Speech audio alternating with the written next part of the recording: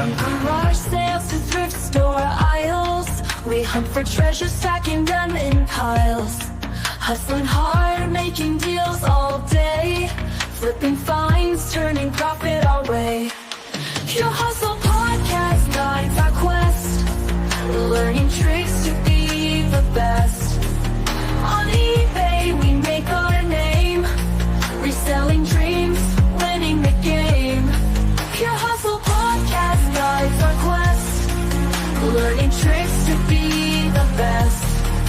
On eBay we make our name, reselling dreams, winning the game.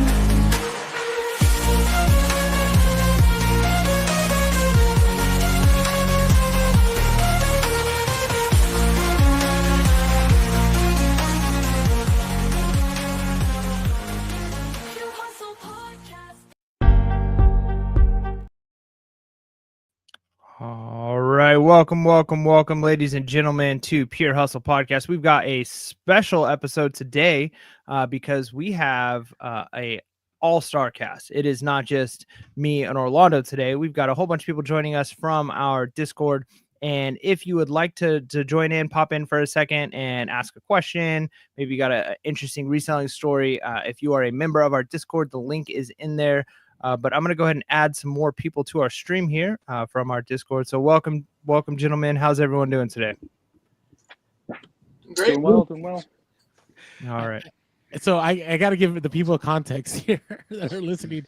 So Mike and I were like, let's do something. Let's do something different that we haven't done in a while or ever. We've always gone live, but I feel like this is what do you call those lives that people do when they bring in 30 people into the room? What are those? They're a panel? Yeah. No. There's a name for them.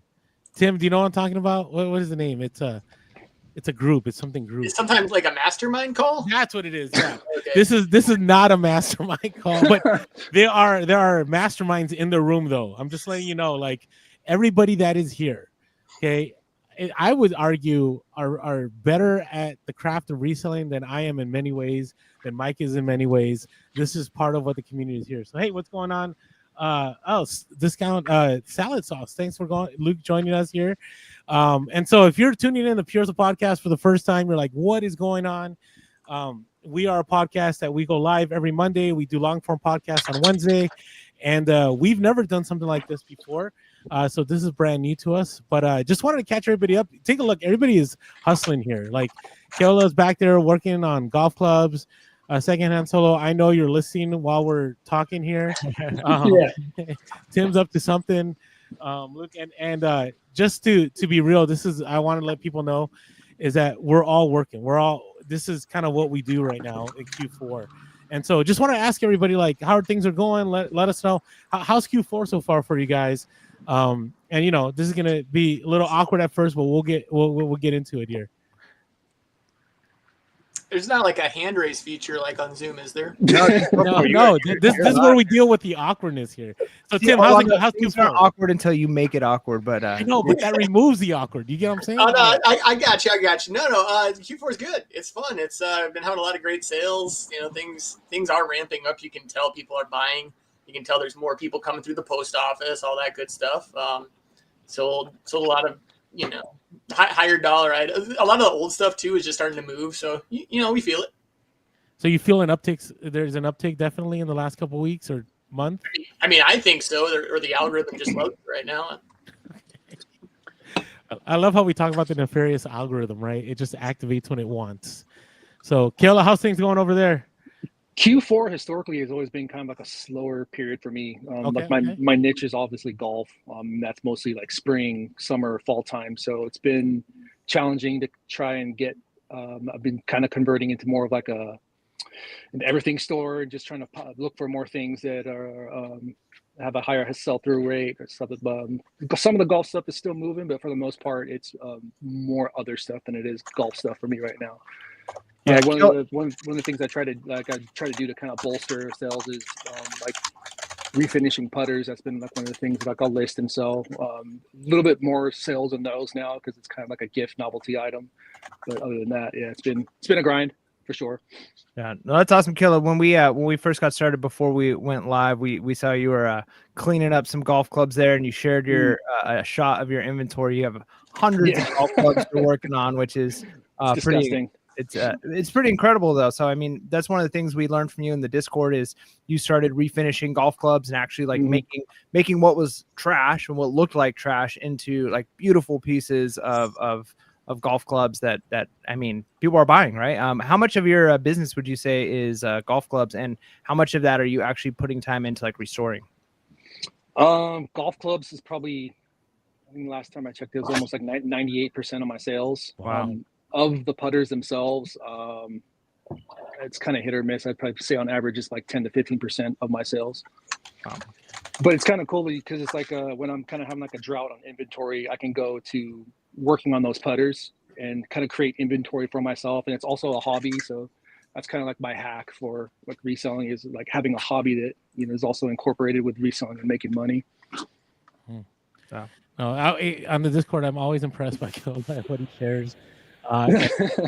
You know, it's funny because I would say half of the people here are my competition in San Diego, but we were talking about this before the Discord, how it doesn't matter. Like even when we share, like we're out, it's whoever gets to the items, right? And in the end, we're all just sharing knowledge. So always be aware of that. Now, I do want to keep it real. We always talk about it on the podcast. So he was sharing his inventory. I'm gonna share. Wait, hold on. There's my death, but there's one of my death piles. There's a little more. There's some Guitar Hero back there, if you can see that. Wait, is that the same Guitar Hero that was there before I moved to Texas? Yes. See the Stratocaster over there. Okay.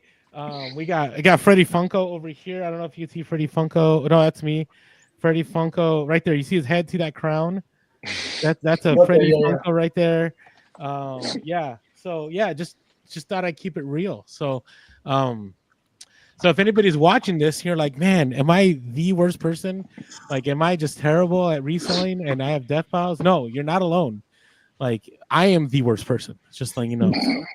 Okay, but hey, Secondhand Solo, how's it going? It's good, man. It's good. My this is my second official Q4, and I have to admit, like last year, look at me. It's like the first. I'm just freezing up here. I'm just looking how organized you are in the back. That's all I'm saying. Like, well, I am pretty OCD, but a lot of that is trash. So, and I'm filtering through the trash. I'm learning to be more disciplined when I source. I end up buying better things, and I still come home with trash. But for the most part, though, last year, November was my busy Q4 month. This year it was, well, starting with August and then September, then October, my best months since I've been reselling. Wow. That's been about 2 years officially. But this month sales just tanked. I'm still getting my bread and butter. I'm still reaching my goal, and I've had a couple $400 days. So it is what it is, but So what are you primarily selling there? Everything stored, but I started selling a lot of golf clubs. Keola actually gave me a few tips on the Discord, and I started finding clubs, and I realized I was finding a lot of clubs. So it was just one of those things where, I just kind of dove in, and it's been profitable. But I have everything. From things that I look up and they got one sold comp and I just, can't say no because it's a brand new item, to things that I find that have good seller, I can't even say it. I'm freezing up here. First time ever on a. Hey, it's all good. Yeah, we just sprung this on you guys, and you guys are awesome. Just letting you know, you're good.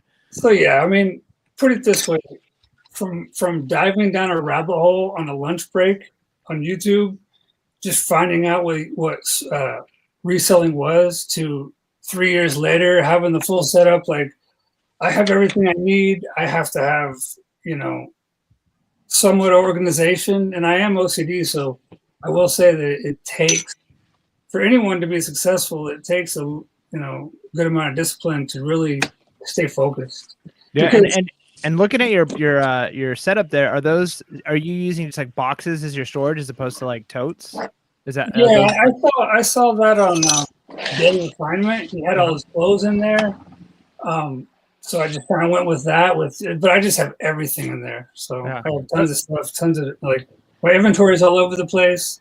I'm thinking about finally getting to that point where I make better categories on my eBay store. But I mean, I'm doing pretty good. I mean, it blows your mind how much you end up selling, or even those things where you walk by something day after day and you just get tired of looking at it. And you're like, why didn't I even buy it?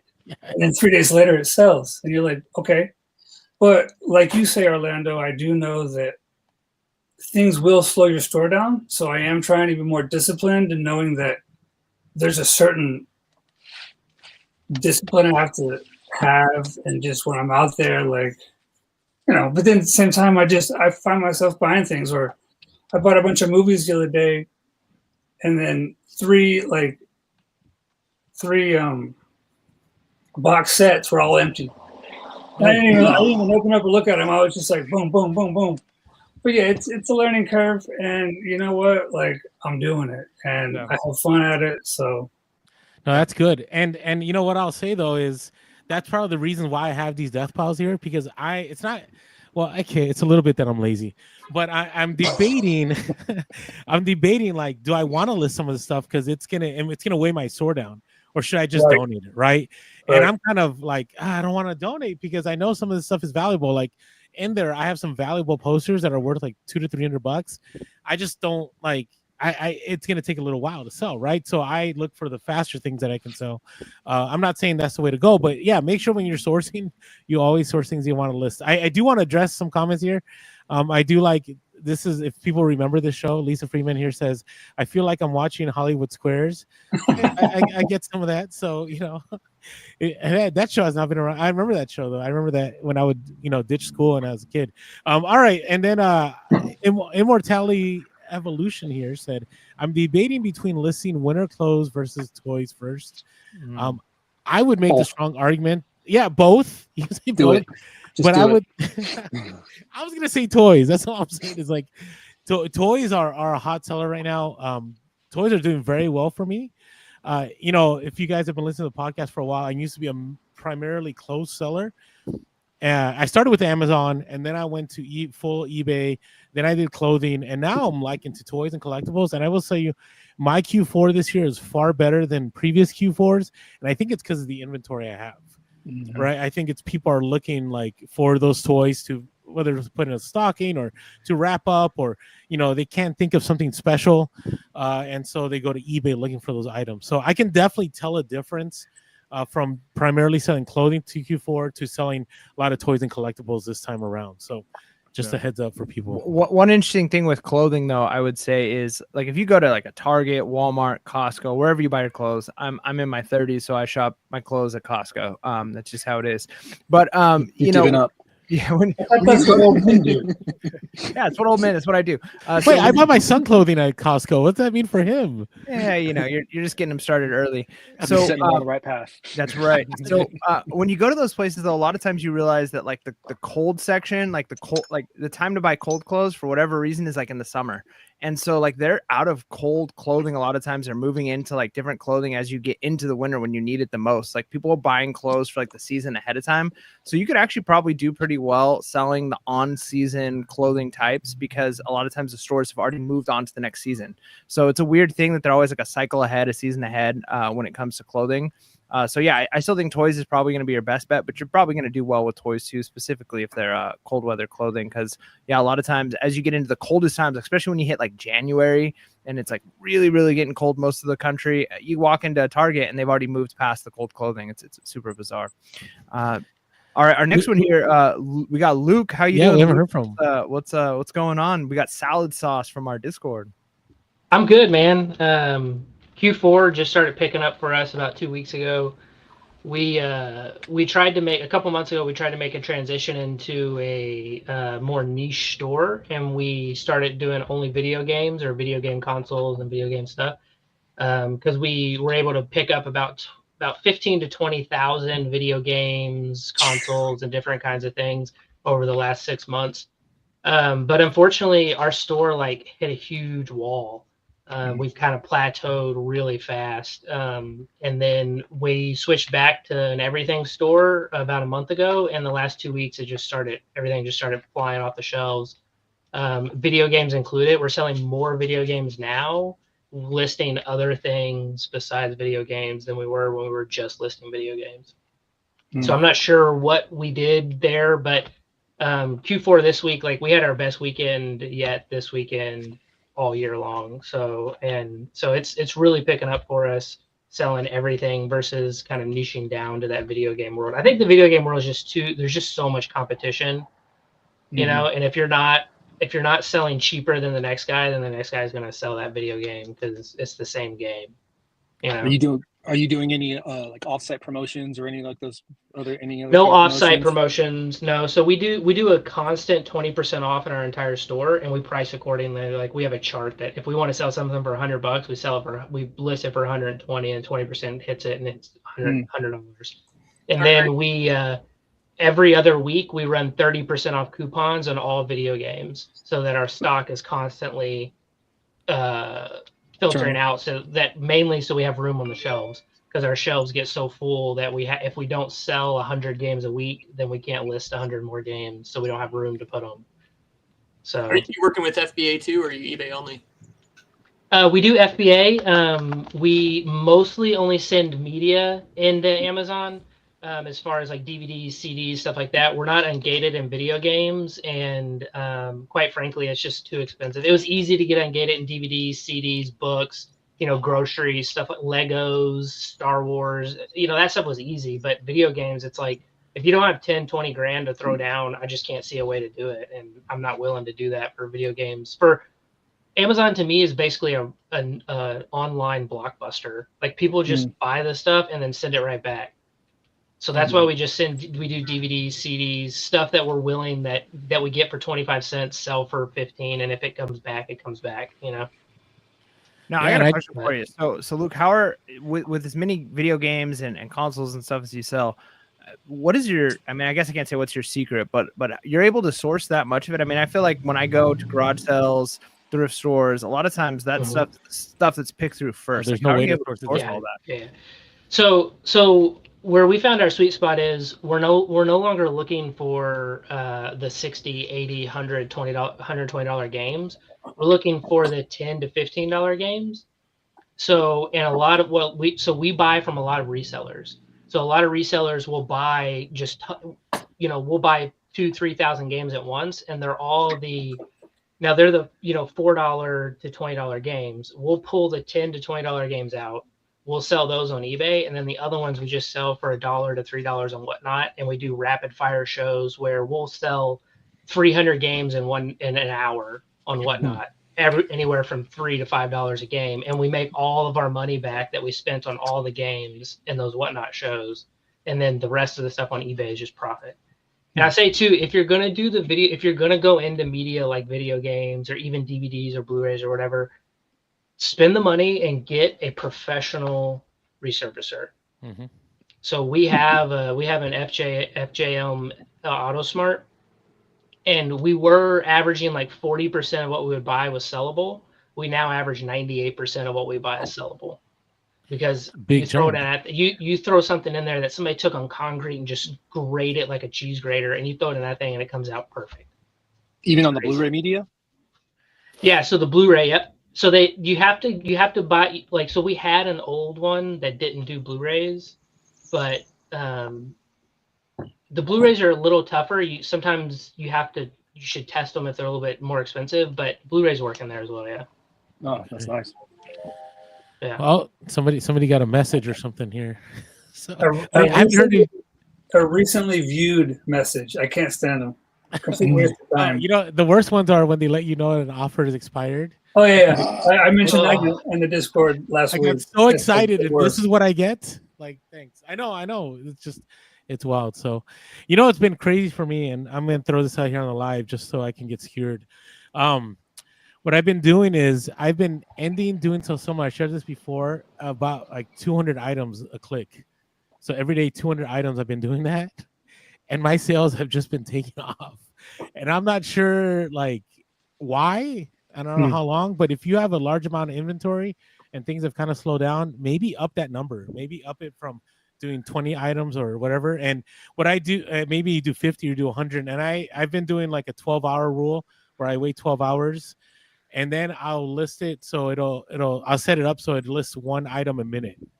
So I don't know if that's like doing something where it's like, I don't know, the algorithm feels that like you're putting all these new listings throughout the day, but just a thought I throw out there.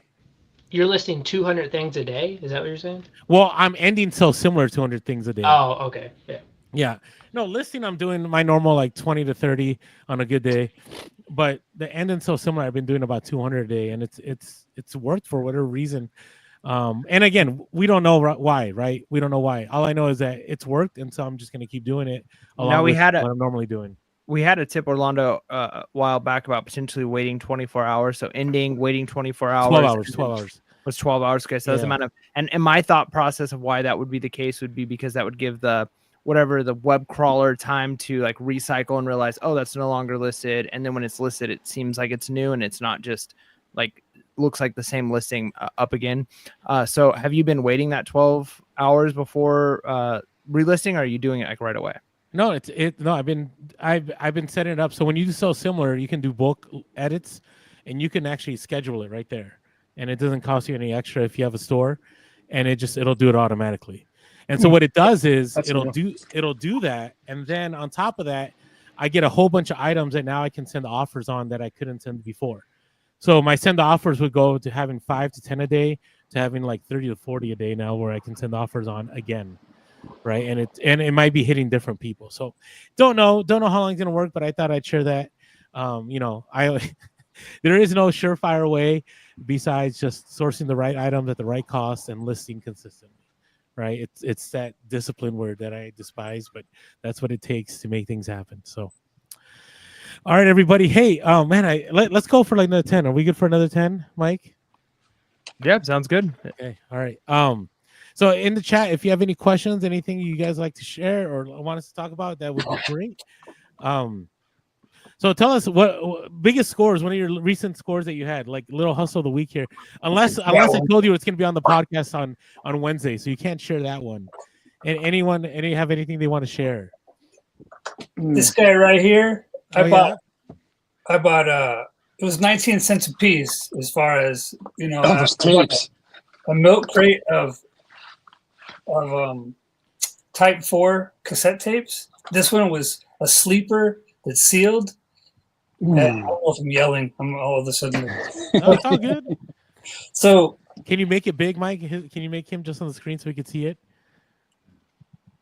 I'm like trying to go, just go in the opposite direction. Right there here. we go. Okay. So I bought like 30 cassette tapes, most of them used, but the sold comps were anywhere from 110 to 225, depending on whatever, I don't know. But I hit mine right there in the middle at 150. We'll see what happens. I listed all those tapes already, and there's a lot of action on them as far as views. I've sent a few offers, but yeah, I mean, Keola hit it. He shared on the Discord less than a week ago, and then I ran into a bunch of them on Saturday, so I was pretty stoked. Those are the type 4, like the metal ones. Like there's like the I don't know what you call them, audio files, or people that are super into like recording and stuff like that. Something with the type 2 and the type 4 tapes, like whether they're recorded or not, like they'll buy them. And like usually people are just throwing away cassette tapes. So anytime I see like a pile of cassette tapes, kind of got to look through them. And like if it's a type 2 or a type 4, like I'll pull them. And most of the times they're like, oh, you can just have them. Or I don't know, I picked up like 100 of them. They're like, oh, give me $2. I'm like, okay, cool. And then like 70, 80, $100. Like in his case, like one tape, $150. We paid like what, 20 cents for it? Yep. 19 cents a piece. So good. And then this one I got listed for 50 right here. And then these two are two more sleepers. They're used. That one's sealed, but these are used. And I got them listed for, I forget, I think $100.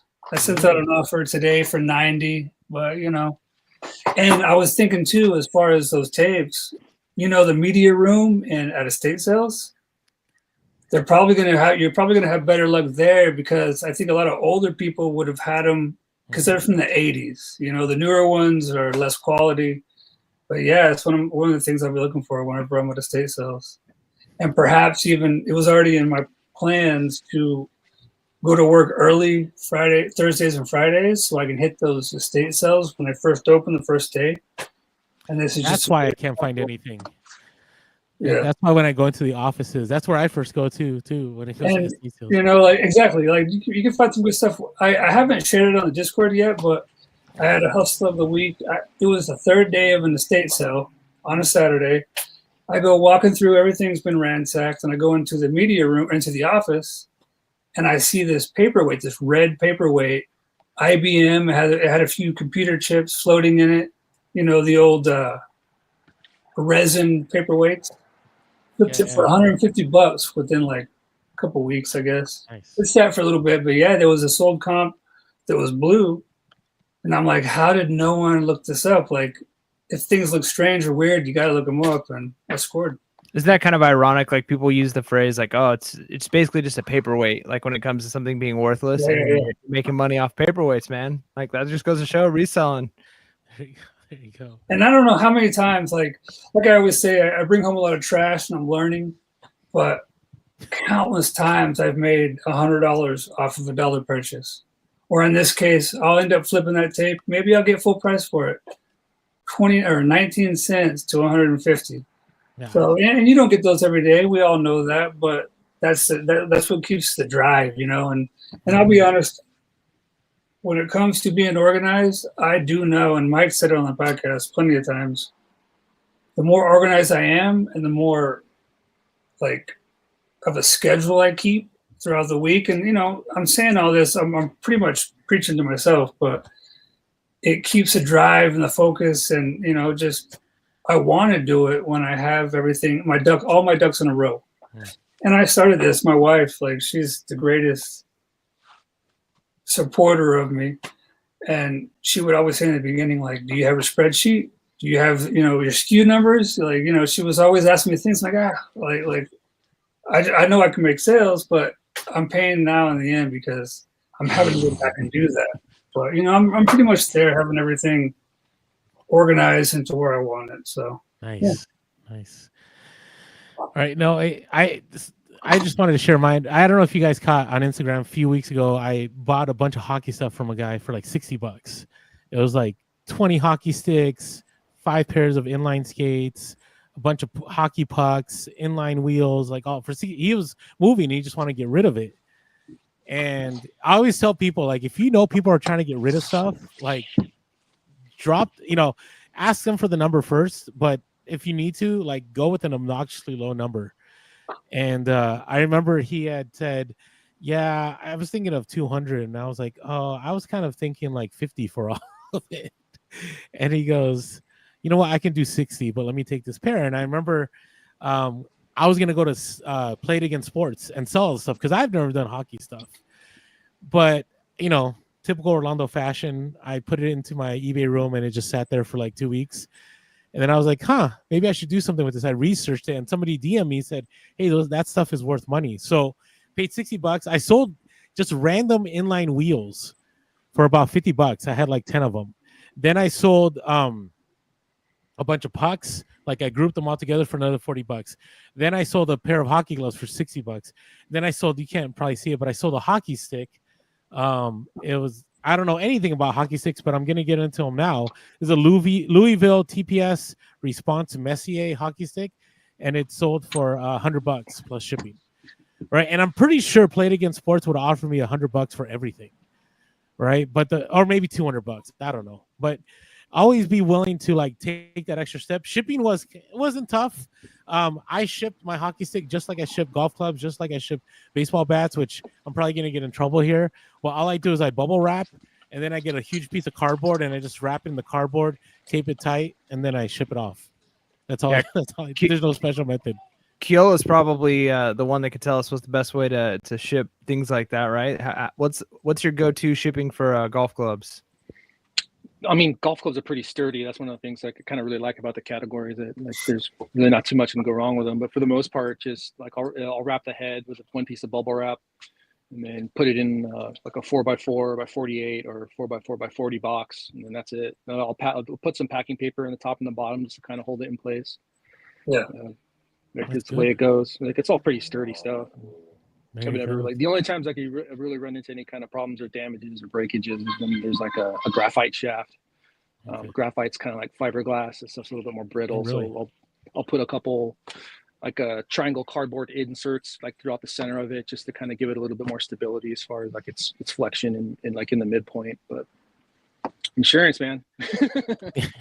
Yeah. Get that insurance. I always find that anything that's like a golf club or like it's like duck decoys, like whenever I sell them, I'll make sure to create like this whole cardboard space around the head. Anything that can snap, right? You don't want it to snap. So you create something that no matter what, like if somebody takes a bat to it, they're not going to be able to like break it. So that is my advice to people. So I'm a little extreme when it comes to stuff, but I just want to make sure it gets there. I got a pretty sweet score this week. Yeah. I went to an estate sale on a Monday.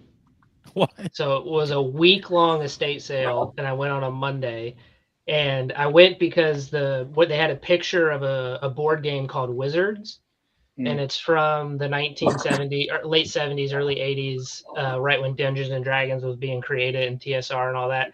And I'm a huge Dungeons and Dragons nerd, so I was like, sweet, let's go. And so I get there, and of course, like 5 seconds after I walk into the room, a guy's picking it up and asking, "Can I get this for $100?" And I'm like, "I'll pay the 180." And so he ended up getting it and buying it for 180.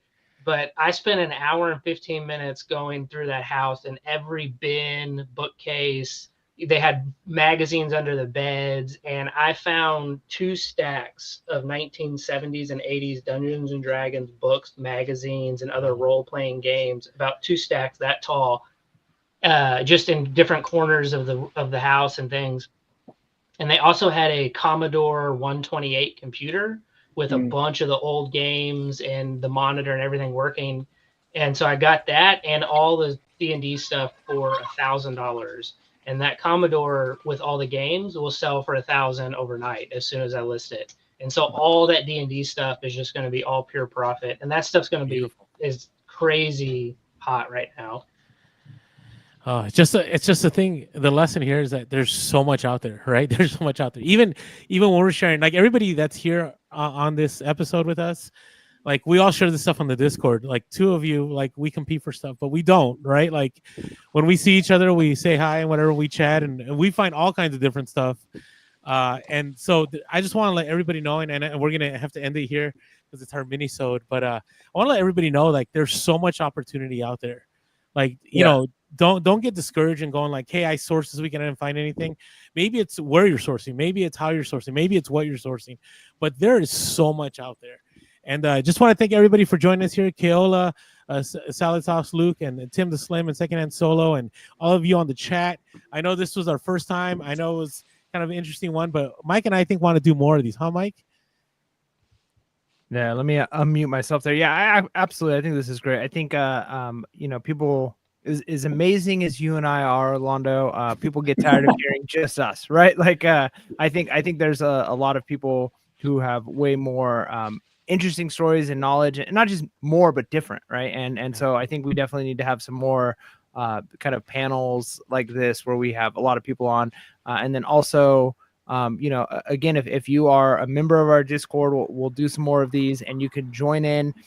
Even if you just want to pop in for a second, ask a question, you can jump in and do something like that. So I want to thank all of the gentlemen here. We're going into Thanksgiving. In fact, our next episode is our Thanksgiving and Black Friday episode. And so one of the things we mentioned being so thankful for is the reselling community in general, but more specifically, the Pure Hustle podcast reselling community. These guys are great. Guys and gals out there as pure hustlers. We really appreciate you guys. So thanks for joining our show today, gentlemen. Yeah. Thank you guys. Thank you. Everybody have a great Thanksgiving. And Mike, with that being said, make sure to be real. Be relevant. And be reselling. Peace.